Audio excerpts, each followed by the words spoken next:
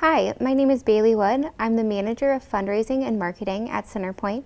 I'm here today to talk with some of the CenterPointe staff about mental health and well-being, our crisis response services, and how we're creating a stronger community.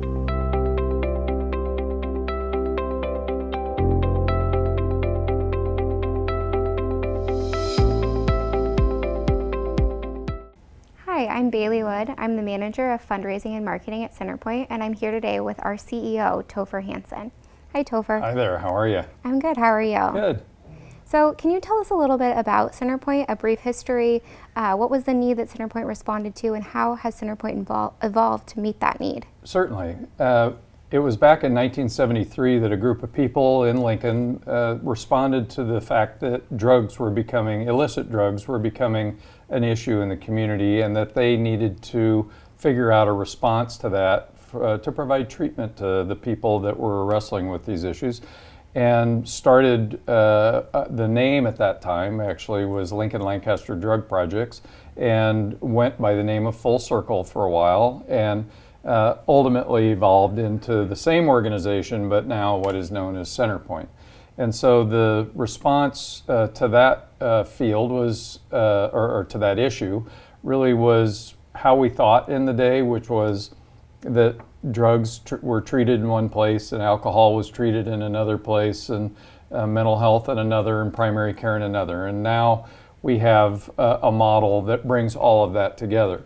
But after we started the substance treatment program, then we began to realize that the people coming in the door also had mental health issues, and that we weren't, with just providing substance treatment, we really weren't resolving the mental health issue sufficient to have them be independent and really in a full program of recovery down the road.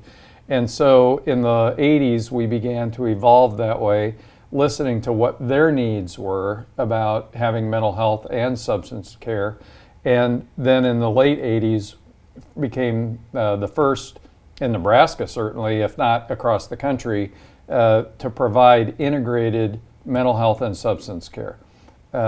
Beyond that, though, we recognized the fact that people were living on the streets or really in a near homeless situation, and housing was a big issue.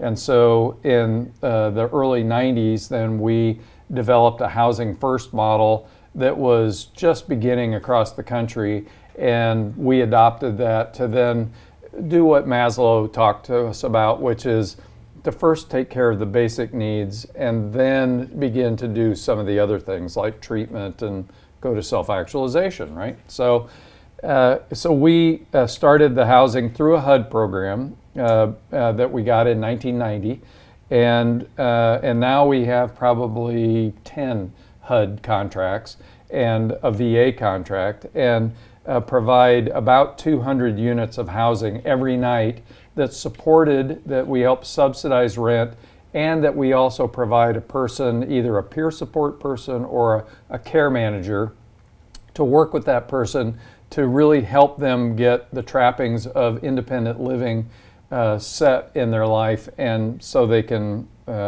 move forward independently. So it really has evolved in terms of our listening to what their needs were and then responding to that. The last one came about a year ago, the last big one came about a year ago, when we were able to start primary care services, because we have heard about this for a long time, but it's been very difficult for us to actually provide the funding for people who don't have any money. So we served 4,269 people last fiscal year, and of those, almost 62% made less than $1,000 a year, meaning they made nothing. And so we don't have any way, until Medicaid expanded, to pay for them to have primary care services. So we got a grant, actually, that started it in August of last year, and then right on the heels of that, then Medicaid expanded, and we were able to then also bill for that. So the people that we're seeing have primary care, mental health, substance care, and we can, for those that need it, we can do housing. Thank you. And I know you talked about this a little bit, but what makes CenterPointe unique in the field of mental well-being? So our approach has really evolved over time, being biopsychosocial and really opening the doors up. So we want to find the thing that fits best for the person. So if it is spirituality, we want them to explore that path themselves, not the one that we think is a good idea, the one they think is a good idea. So we support them in accessing the spiritual choice of theirs. By the same token, we look at recovery as an individual process, and we want them to find the recovery support mechanism, whether it be smart recovery, dual recovery, AA, NA, their church, their friend group, whatever it is that works for them, that's what we want for them, and we'll support them in that.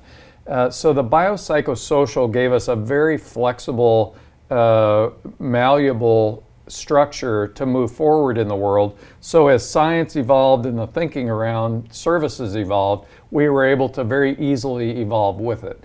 The other piece really is our philosophical approach has changed, where we're really looking at the positivity of all this, not the negativity. The people that come in the door know they're sick.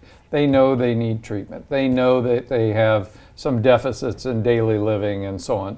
What we want to focus on is their health and their well-being. So when they walk in the door, we want to point to that star for them that is health and that is well-being. The path that we're all on. I mean, I get up every day and think about, how am I going to work out today? How am I going to take care of myself? How do I have emotional well-being so the drama of the world doesn't impact me in a negative way?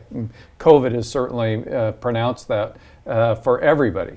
So we focus on then health and well-being as our guiding star for where we want everybody to go. And we think we're all on that path. We just are in a place where we can provide professional help and services and support to help them get going on that path in a better way. And then also support the families, the loved ones of that person in a way that they can evolve as the person gets better. The whole family needs to get better and heal with all that. I love that integrated approach in incorporating the families. Thank you. Yeah. For more information on CenterPointe and all of our services, you can reach us at centerpointe.org. To reach our same-day service line, the phone number is 402-475-5161. And if you would like to reach our crisis line, our phone number is 402-475-6695.